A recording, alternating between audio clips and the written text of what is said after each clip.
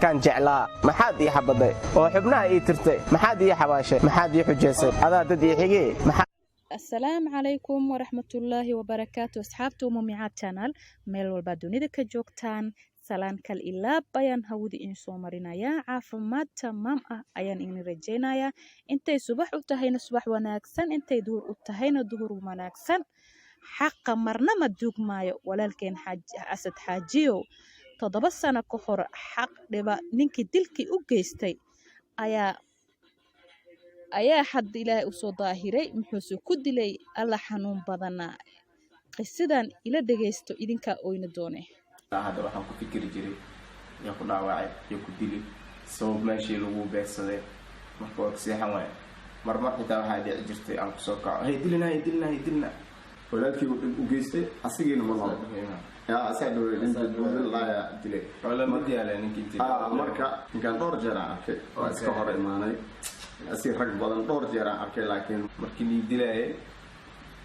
mid way kortaagnaa min baraanka studio ninkaan aduusna ahayn qof xabadii u dhuftay wax waa ku warhay banaankaas joogay marka telefoon ani ma ka hadlaynin oo dawladda ay soo socdaan ama nimankii haday buuxin ma dhihinin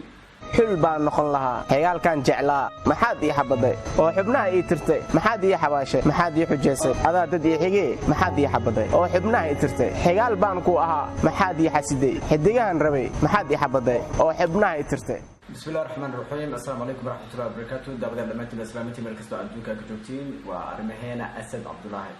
هذه سبب جرى فلنا وعدنا قد كان دقنات أقصى قلنا خيرا نجا مخاطبة دريو كرتين وحامانتا سديت سنة كدب مسوق جارتي إن لقبتي دتكم إذا دتك أسد دلوقتي أما والسبب نقدر إنه ما تكرسي كصعدة وهل كان ما تتو فليو أو يجي سمارتي وكل أيام إلى هذا إن شاء الله مردون له كعبدنا رجالنا مربنا كسيلي رادو أسد نبوهد بدونا عبد الله نبوهد بدونا waxaa TV-ga qaranka ka daawanay mid ka mid ah dhalinyartii lugta ku lahaa dhibaatada ama waxyeelada asad loo geystay taariikhdan xabadka ku qoran Fernandes 27 Agoosto 2022 oo laga joogo ku dhawaad 8 sano iska 27 sano iyo bilooyin badan si kasta aad marayna ku sii leeraado marka insha Allah Asad Abdullahi waa hadlaynayna dareenkooda maanta maaragtay Fernandes waxaa mid ku daawan doona muuqaal yar oo ku saabsan mid ka mid ah dadka asad dhibaateeyay oo hadli doono isaga markaa xaaladda si wuxuu u sheegay anagana maaragtay si oo dareenkan waxa inkastoo Asad Abdullahi iga xog ogaal badan yihiin yani arimahaas sababtoo ma markaas waddanka ma joogin marka insha Allah waxaan daawan doonaa wareysi oo loo yeeshay qof kamid ah dadka Asad dhibaateeyay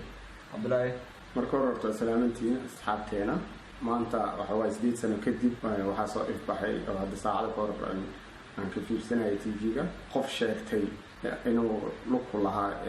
dilka Asad loo geystay si bareed ah uma sheegin asidna asma toogan laakiin wuxuu sheegay ninka toogtay Asad ay groupkiisa kamid ahaayeen marka ani ahaan 8 sano ka hor maanta inaan ogaado qofka walaalkii dhibaateeyay waxay ii tahay muhiimad gaar ah marka Asad aan diinaa wixii hadala horta salaamay asxaabteena familkeena kulligeena waa idin salaamay kulli waxa waaye maalintaas aad amal ay tahay maalin xasuus ku jiro waa maalin oo taas ila mid ay amal waay because maalintaas wixii ka dambeeyay maseexan manasan waxa ku fikiri jiray ya ku dilay waxa ku fikiri jiray sababta lagu dilay ugu dambeyn maanta ogaaday alxamdulillah qofkii dilay iyo sababta la dilay maanta ogaaday حقا وصباحا ما أنت مصباحي وحماد قار له إله سبحانه وتعالى وحقا سيدي أو إنا أجاده بيو دولة الصومالية كل فيديو وحل سود ديعة أسوق حضايا أسوق شكينا مركا أركي وأنا حباني حال دي سأهد مؤجيني وإلمينا ما قدم مركا وفي السماء مركا أرماني عبد الله نحلين فيديو لو ذاك أصحاب هذا سي أنا كان أوفير سنة يحيي وربحين رسمي أصلي أو إنك أسد قديله أحبك وأنت مركز سيمرايبو ويسألوا وأنا فيديو كان على في الصلاة بس النهارده hawshii ugu horeysay kooxdan wiilka xase ka mid ahaa ay markoo ka qabtaan waxaa ka mid ahayd dilkii wiil dhalinyaro oo lagu magacaabo Asad Xaajow kaasoo ka shaqaynaya Xaajow bookshop oo ay qoyskoodu lahaayeen wuxuuna sheegay maxamed ilka xase in dilkaasi uu geystay nin saaxiibkiisa isna uu ka fogaaday in la aqoonsado maadaama ay Asad saaxiib ahaayeen أسد أنا شخصيا aan aqaan u ahaa yani nin fiican u ahaa dowladdan u shaqeynaynin waxba muusan ahayn ninkan wuxuu afkiisa ku cadeeyay in asad uu dowladda u shaqeynaynin oo nin fiican ahaay horta asigaa ku markhaati furay qof walba anagana yaqaanana waxaan nahay uu ogyahay iska joogay footadaas uu iska joogay famil ahaana yani waa dad aad loogu yaqaana footada iyo sawirada dadkaas xilligaas gobolka dhan waa laga yaqaana sawirka dugsiga sare shahaadada xataa isaga laga yaqaana sababtaysa ana xaaladii ma ogin laakiin waxaa jirto ardayda gobolka dhan in aan sawiro xilliga sanad dugsiyeedka xitaa kuwa ceelish biyaha ilaa iyo adig gobolka anaa sawiri jirtay saro waxaa laga yaabaa inuu kamid ahaa laakiin ma aqoonsan karo waqtiga waa kasoo wareegatay marka as'aan jiisa mataqaana hore loo aragto horta wallaahi waa ganacsanaasi laakiin qof igu cusub ma aha banaankan joogay oo meeshii isaga stationka hortiisa munishidii meel lahaa kala sarta dheereed oo muxaadarooyin wax lagu qaban jiray anuu xagga taagan aan waxaan arkaa anug oo marka dambe dhiman doono oo boodbooda la dhahi doono aan meesha taaganaya asad telefoon intuu qabta wuxuu dhahay waraa nimanka waa wada carareen gebigooda wallahi fulay waay wuxuu dhahay nin boodbooda ah walaalkayga dilay waxawaaye qofka gacanka xaq daran disho oo alle tala saarto waxawaaye xaqa mar buu soo baxaa walaalkii uu u geystay asigiina ma nool asaa dhawey nin boodbooda laaya dilay marka ninkan iyo boodboodaha waxbay isla ogaayeen ninka dhintay asad dhaawac u geystay ninkan waxbay isla ogaayeen videona sii horeysa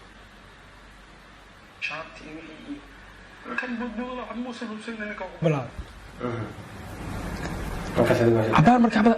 إذا أنا قد صوت أرد مش وكان إيماني نكيل جيفا أرجعني هنا كان بس كل حريص أنا بس نكيل صوتني حد عسان وده هاي نكوله تلفون أسوق هذا التلفون كسوة كذا أنا مش أسد هذا كودي إنتان أسد محل مخلصي مكان إنه كان هم دعوة سي واحد دعين بتكلم مرة ما أنا أصحابته شيء والله إن كان ستيل رتب شيء أحبطهم آخرين because مركني دلائي mid way kortaagnaa midna banaankas joogay ninkaan hadduusna ahayn qofka xabadii u dhuftay wax waa ka warhayay banaankas joogay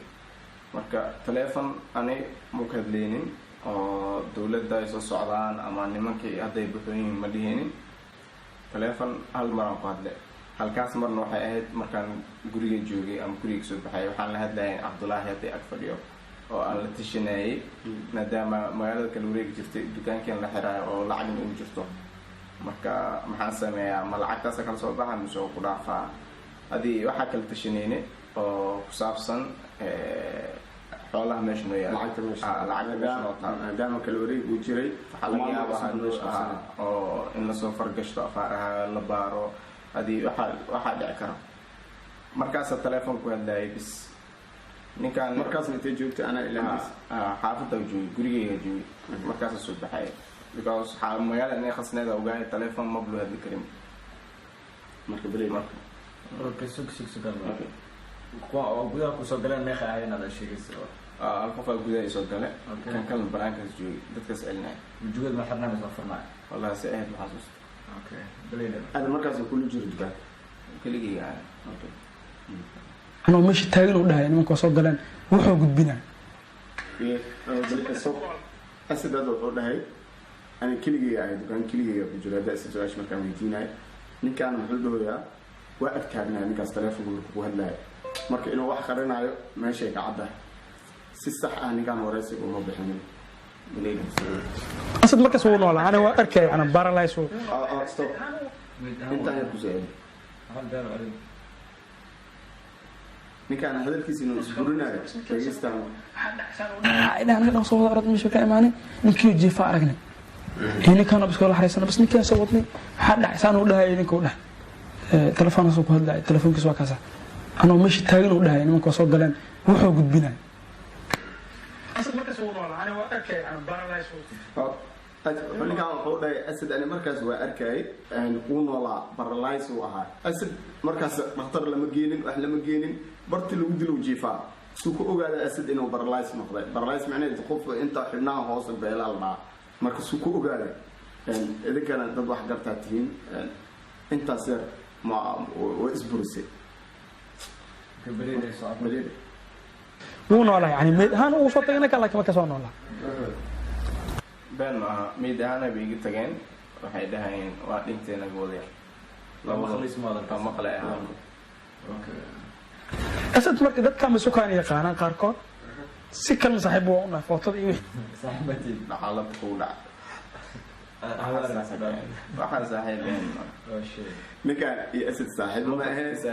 waxaa markhaati ah inay asad ninkaan saaxiiba ahayn waxaa markhaati ah dadka deegaanka ahay ee meesha nala degnaa ama dadka asxaabteena ahay loo dhawaa dadkaasaa fahmi karo ninkaan iyo asad inay waxba ka dhexeynin isku baabna ahayn baligays marka ma ku darsamin baan hadhow far isoo gelin banaankaan ka istaagay sifar isoo gelin oo dhay haddana warbixintaan anaga 8 sano ka hor ma ogeyn asad qofka dhibkaan u geystay maantana wuxuu dhahay si aysan far isoo gelin anaga ma ogeyn ma raadsan qof wax dilay ama dacwad ninkaan ma ka bixinin ilaahan tala saaranay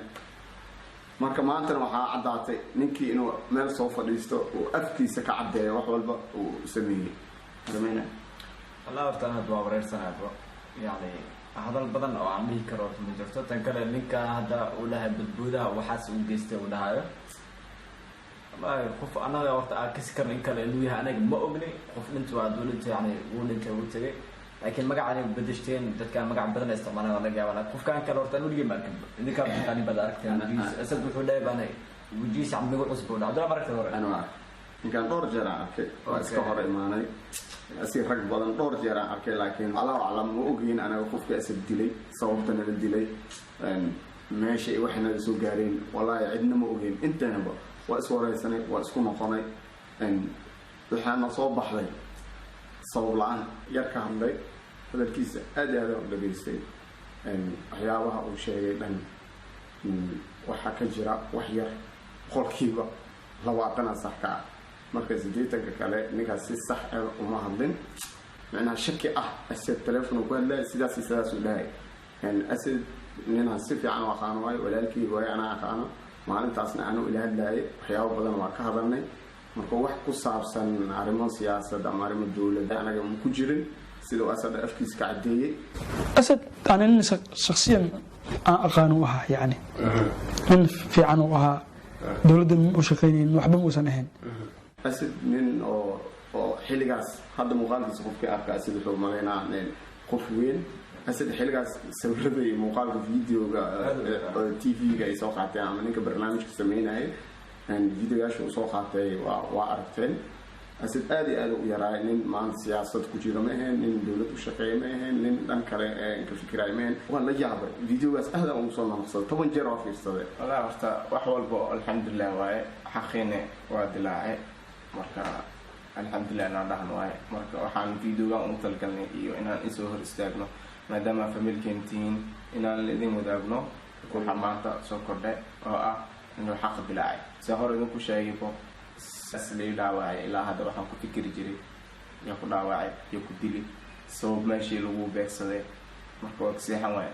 marmar xitaa waxaa dhici jirtay aan kusoo kaco hay dilina marka waxyaabo xanuun badan igu ahaan jirtay laakiin hadda waxaan rajinaa inaan ka bogsan doono insha allah kulli ma sii hadli karo waxaan rabaa halkan inaan u mahadceliyo dhammaan asxaabta markaas ilaa hadda ila xiriiri jirtay isla socon jirtay iyo waxaan kaloo halkan oo aad iyo aad ugu mahadcelinayaa dowladda Soomaaliya oo iyadana kaalin weyn ka geysatay soo qabashada ninkan maadaama uu ku lug lahaa dilkeyga asna uu sheegay saaxiibkiisa inuu dilay laakiin iyagana isla mid yihiin hadduu qofku wax ka ogaa asigana wuxuu la mid yahay qofkii dil marka kulli hadal kale ma geli karo Armani Cabdullaahi insha Allah kulli idinka la waay أنا واحد هذا الكلام ده من جيل كرنو ودريم يسا وقال مرور كله وقال إنه لا ده ما أنتنا وقالنو إبكي أسد لو بيستي خفت كدم بيه أرماني هنا كذا الله dhiman insha Allah dad badan dhibaato waa loo geystay dad badan yani waa la waxyeeliyay qaar dhinteen qaar nool asaga alxamdulillah wuu badbaaday wuu noolyahay laakiin inkastoo maanta waxaa aad iyo aad ugu faraxsanahay inaan helno xog ku saabsan yani qaabka wax u dhacay inkastoo xog dhammaystiran aan helin haddana inta hadda ogaanay yani wax weyn loo soo kabaysa inkastoo xanuunkeeda xusuusteeda ay gaar noogu tahay marka insha Allah anagana waxaan jeclaysan muuqaalkan idin soo wadaagno maadaama maaragtay muuqaalkan TV laga daayay anagana waxaan soo asxaabteena qaar laga yaabaa TV ku xirnaan oo anagana ugu xiran si anagana markaas dareenkana idin soo wadaagno saas darteed muuqaalkan soo qaadana insha Allah dhamaan waxaan rajaynayaa inta xanuunsan inta dhibaato haysato dhamaan min caafimaad si asadoo kamid yahay marka muuqaalkan intaas ugu talgalnay si kasta aad ugu maasantiin daawasho muuqaalka daawateen dhammaantiin waxaan rajaynayaa insha Allah khayr caafimaad bashbash barwaaqo farxad iyo reereen waxaan dheeraad suuban waxaan u balanayaa insha Allah muuqaalkan insha Allah waqtiga aad ka faa'iideyso